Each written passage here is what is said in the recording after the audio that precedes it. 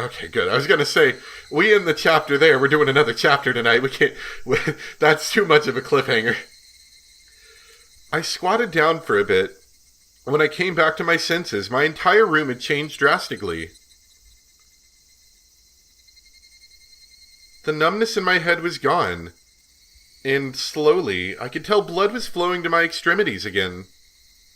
How long had I been squatting here? How many minutes? Or has it been hours? It was almost as if the hands on the clock had stopped moving the entire time my eyes were closed. That's how little time had passed. Really? The air in the room wasn't filled with that madness from before. Only a dull silence. Rina wasn't there pinning my arms, and Mion wasn't there about to inject me with a needle. No way. Could it be... all of it was a hallucination? There was no other presence in the room besides my own. It was the weirdest experience I'd ever had. I was certainly with Rina and Mion. I doubted my sanity for a moment, but I was also seized with some sort of comfort. I guess that terrible ordeal was a hallucination. Neither Rina nor Mion. They would never do something so terrible. My head grew hot. I could tell my emotions were welling up. Why? That wasn't a reason to cry. Why? It was sorrow. Why was I sad? Oh, yeah, this is that side effect of the drug. Or not the drug, but when they were talking about one thing that causes people to commit suicide is going from happy to sad, I think? Or was it... Or not, no, it's not, it wasn't happy to sad, it was introverted to extroverted, I think. I think it had to be in that order, if I'm not mistaken, was what he said caused it. Like, the sudden change in emotion is maybe this is like a symptom of it, I think. I don't understand. Kind to everyone. Not discriminating against age or gender. Mion. That Mion was sprawled by the window in an unnatural pose. Blood stained her a deep red from her head down to her chest. The bright crimson smeared on the walls.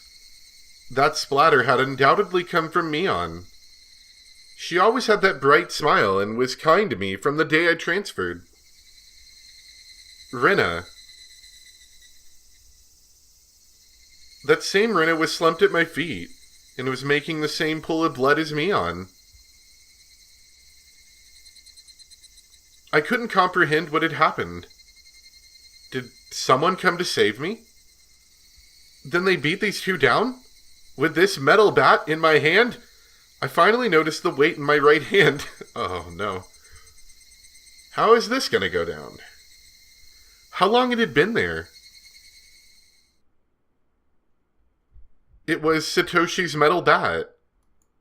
It was covered in a deep red. There was no doubt that this was the weapon used to mutilate both of them. And I was holding that weapon. I was the only person in the house. 俺 Looking at this objectively, I couldn't think of anyone other than myself who could have done it. 俺がやったのか That's right. Keiichi Maibara. Of course I did it. I told myself gently, as if coaxing myself, "Hey, me. There's no reason for you to remember it, nor is there a need to regret it. Eat or be eaten. You get that, don't you?" でも違うこんなに Neither Rina nor Mion had moved an inch. It wasn't just a split forehead and a trickle of blood. Nothing that simple. The entire room was splattered with red, and that told me it didn't end with just 2 or 3 strikes. 死んじまったのか二人とも I mean, they had it coming. The depths of my mind were calm, but on the surface I was panicking and agitated. Calm down, Keiichi Maibara. What happened to your usual calm self? Well, maybe it's the two dead people in the room. Come on now. Do like you always do. Throw your head back and take a deep breath. Come on. Once. Twice. Breathe deeply. Calm down. Calm down. I chanted that over and over in my head and relaxed.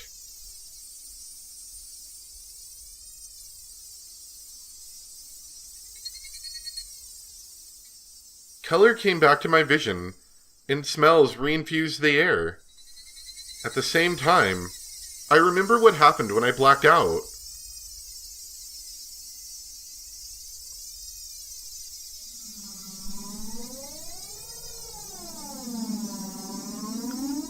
Rin and Mion had attacked me. They were about to inject me with whatever caused the same symptoms as Tomitake-san. But right before that happened, I fought back. I twisted my whole body and threw Rina as she was pinning my arms. Then I followed through with my spin and rammed my foot as hard as I could into Mion's torso. It was soft. Rina tried jumping on me, so I tackled her as hard as I could and slammed her against the wall. I didn't let that brief moment of having them off balance slip by. Satoshi's bat that was left carelessly by the side of my desk.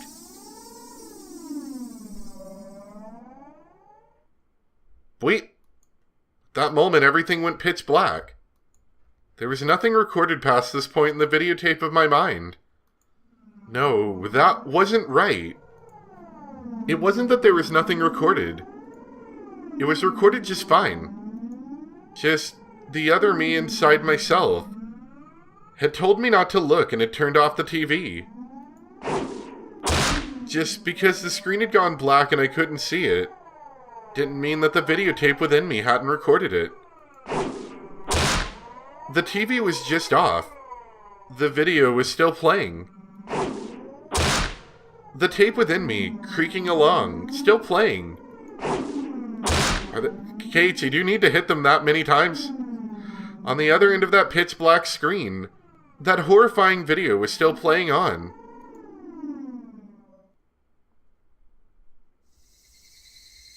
Compared to this, though, the scene right before my eyes, was still so difficult to take in.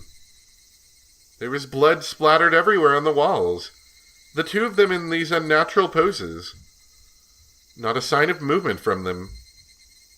I couldn't even tell if they were breathing. No matter what the circumstances were, my friends, these girls I had attacked them. I may have even killed them. But if I hadn't done this, I would have been the one done for. Balancing that out on an imaginary scale, it felt odd that I'd even feel bad about it. Even if it was a bit excessive, this was justifiable self-defense. Yeah, but I don't know. Is there enough proof that you could, reasonably say that in the court of law? The proof is all here. The two of them collapsed here in Mion's syringe. Mion's syringe, filled with some unknown drug, would certainly solve the mystery surrounding the incident with Tomitake-san. And from the fact that both of these two were involved, they'd be able to pick out the criminals one after the other. Still, I might be suspected for this. But that was just fine. Anyway, now this should be a police affair. This wouldn't fade into the darkness like Rena's past incidents. As long as the police were involved, that should bring this to a close. They'd probably revisit their investigation on the chain of the incidents. Oishi-san would definitely get to the bottom of this.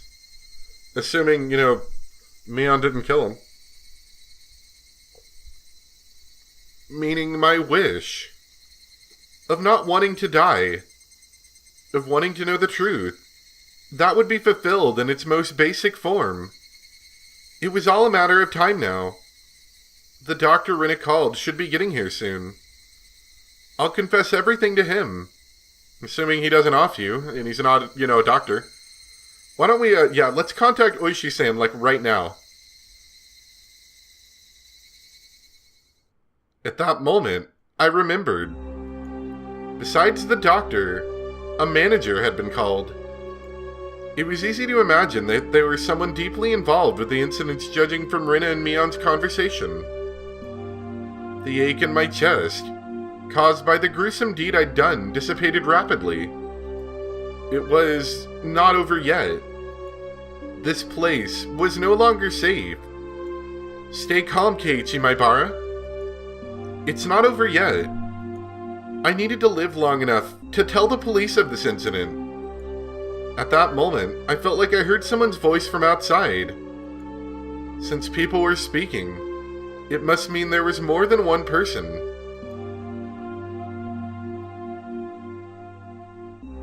I moved the curtain ever so slightly and peered outside. It was a bizarre sight.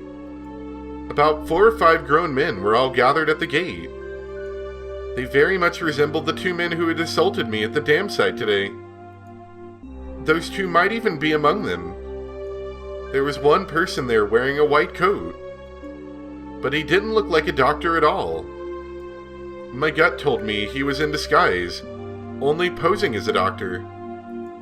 The guy would probably ring the bell and get me to open the front door. Pretend to be a doctor to get me to open the door, and then the rest of them would all rush in at once. At that moment, I saw the car parked behind the men, and my heart nearly skipped a beat. The white van!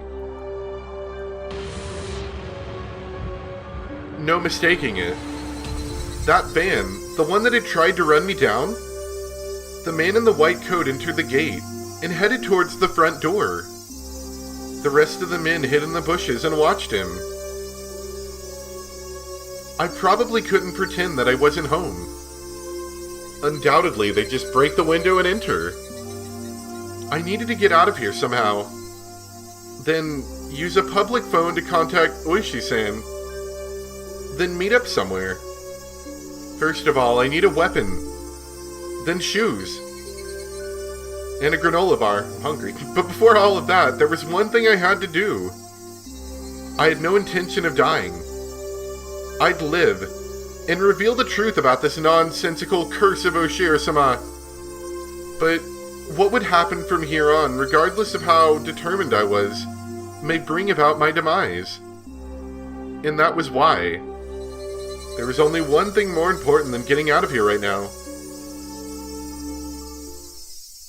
I need to get that clock out quickly and take down the note hidden behind it. Dang it. The tape was sticking to it fast. It'd be fine if it was torn a little. I opened up the slightly torn note and began writing another passage with a ballpoint pen. If I wasn't able to inform Oishi-san, then the only thing I could rely on was this note. I'd never thought a piece of torn college-rolled notebook paper could be this reliable before. I had no time. I'd only write what I knew right now. I needed to leave some sort of information that would lead them to uncover the truth. Rina and Mion are conspirators of the perpetrators. This was an undeniable fact. I still didn't want to believe it. But it was a fact. Anyway, I'd leave all the information that would help lead them to finding the perpetrators. There are 4 or 5 adults, maybe more. They have a white van. This was everything I was able to see from the window. There may be more. Also, there was that unidentified person known as the manager.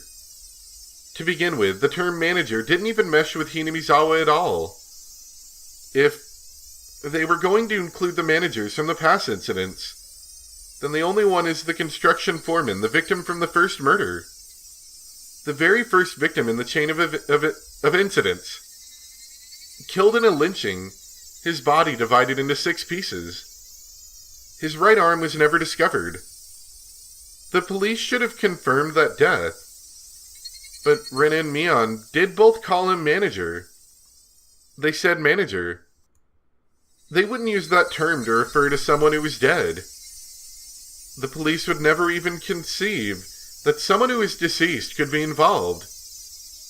Could that be some sort of oversight? I didn't know. But even if I didn't know, it could be a big hint for Oishi-san. That's right. They needed to start fresh from the first incident. It wasn't just a simple dismemberment, but the start of the string of mysterious deaths that would follow. So then, there must be something hidden there. Please reinvestigate the victim from the dismemberment incident. He's alive. His death should have been established after an autopsy. Logically, you would think as much. But was that really the case? Could it have been some sort of ploy that they were able to deceive the police with? I shouldn't jump to conclusions, but he may still be alive. I had no time to ponder that right now. Oh yeah, there's something even more important that I needed to write. Tomitake-san's death was from an unknown drug. That's right. That drug, it was an irreplaceable piece of evidence. No doubt, just by having this, everything would be uncovered. I couldn't just leave that vital clue lying on the floor. The syringe is proof. Writing that down, I stuck the syringe under the back of the clock with plenty of tape, so it absolutely would not slip out and fall to the floor. Firmly, firmly! That doorbell sound, it upsets me. It makes me very, very on edge. Ugh. The bell rang. They were here. I couldn't write anymore. But even still, there was one last thing that I had to write. I have no idea why it has become like this. This may be the closest thing to the truth out of everything I wrote on this note. If you're reading this, then I am probably already dead. Though you may or may not find my body.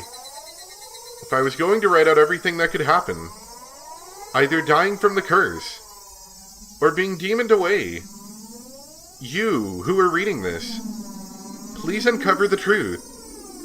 That is my only desire.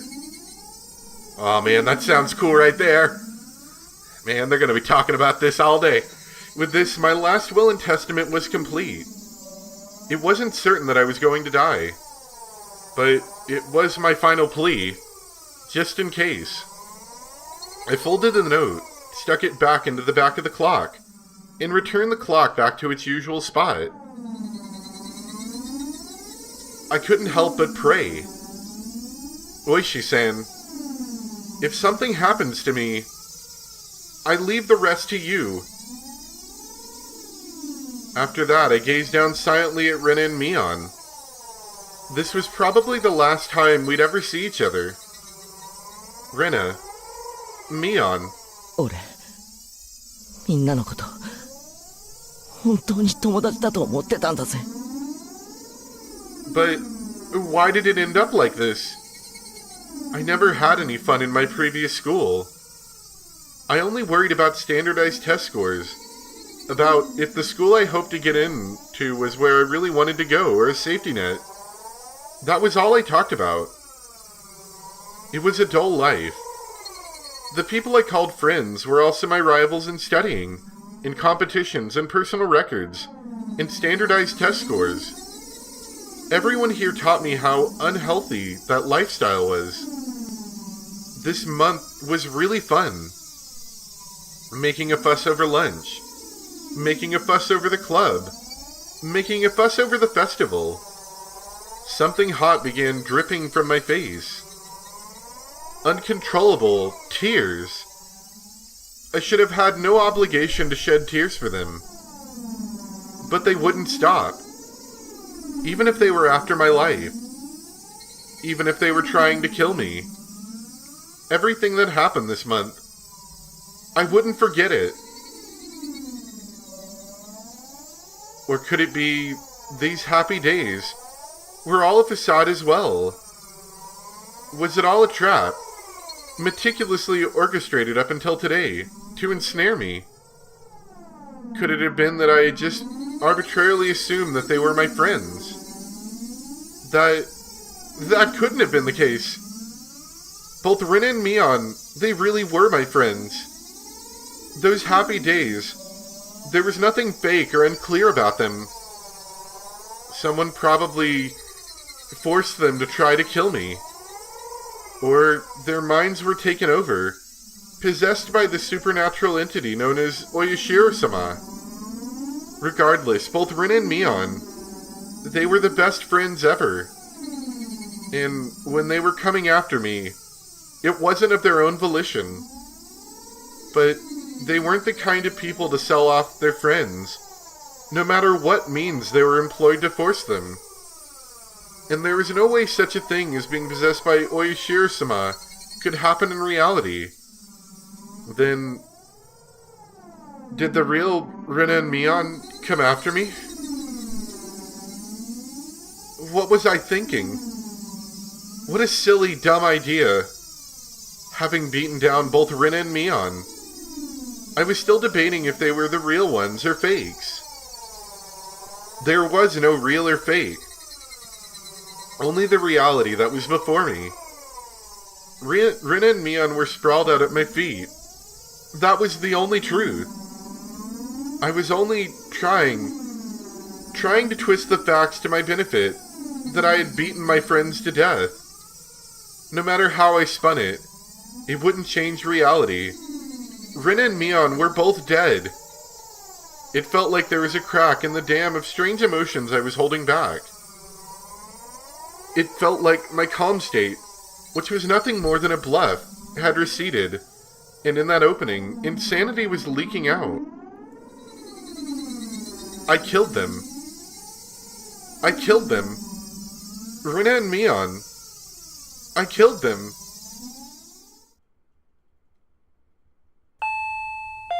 We probably should get moving. The doorbell rang again. The unrelenting echo pulled me back into a state of composure once again. I didn't have a moment to spare. Quickly, I needed to get away. I didn't want to die. I would uncover everything after that. The identity of whoever or whatever had pushed me this far. Even if I had to drink mud and eat grass. Delicious. I would survive. I would survive. I would definitely survive. I killed Rina for that very reason. I also killed Mion. I went that far just to keep living. So, I can't die. For my sake, and for the sake of the late Rina and Mion. I have to survive. I ran towards the door and grabbed my shoes. The doorbell rang again as if to urge me on. Behind the single solitary door, they were there. Oh, it'll be just a second. Need to put on some clothes. Keeping quiet, I headed towards the kitchen. Headed towards the back door. Before opening the back door, I put my ear to it and checked for people outside. No one? After I put on my shoes, I opened the door slowly so as to not make a sound. Surely they didn't leave... Yeah. Surely they didn't leave the back door unguarded. A piercing voice echoed out. That voice stabbed through me, setting my hair on end. I had to run. Get out of here, Keiichi. One after the other, I felt stuff like rationale and intelligence, those things you use when you have time to spare, spill out of me. I didn't feel any pain from the branches scratching my arms and forehead. My autonomously pulsing heart also felt neither fatigue nor pain. My entire being just wished to live. There was nothing else it desired. It probably had no complaints whatsoever. So of course I wouldn't feel fatigue. I just ran. Just recklessly rushing in the direction I was already heading. Even if nobody was chasing after me, I'd still be running like this. There wasn't a thought in my mind about where I was headed. Turning around, I felt a presence right next to me. That presence was, without a doubt, chasing me like my shadow. If I took even one misstep, I would be devoured. That's what I thought. So I didn't turn around. I didn't stop. I ran. At full speed.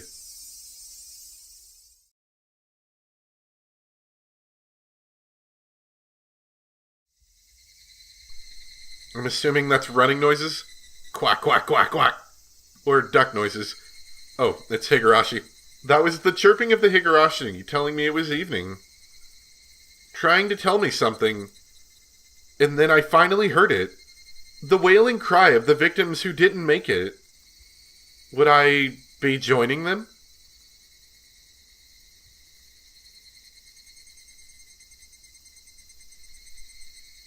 Quack, quack, quack. Only the Higurashi knew. They knew everything. They definitely knew. So I ran towards where I could hear more of the Higurashi's chirps. But the farther I ran, the farther away their chirping became. I couldn't get near them. Why are you all running away? Was it my fault? Was I the one to blame? Then I'll apologize. I'm sorry. I'm sorry. I'm sorry. I'm still sorry, apparently. This sounds familiar. I felt that only the Higurashi knew.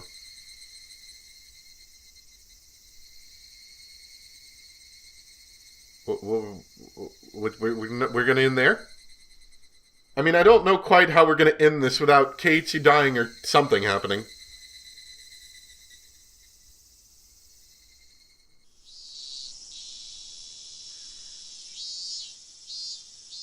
It seems like this is gonna be a long one, but,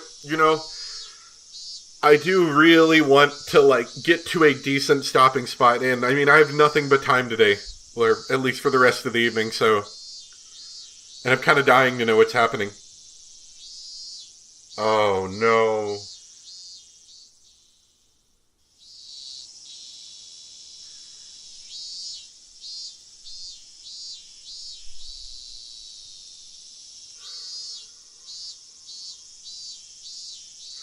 So, I just came to the realization that I've not been recording for the past hour. I've been recording this audio, as you can obviously hear, but I have not recorded any video for an hour now.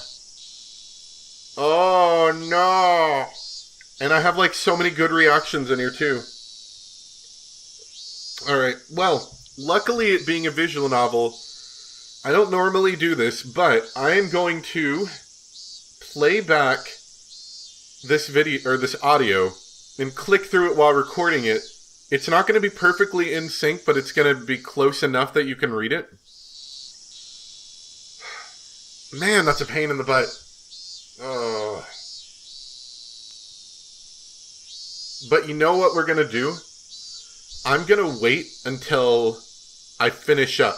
Until I finish up with the whole thing, because I don't want to stop, if that makes sense, and then have to keep going from here. So I'm going to push that onto later.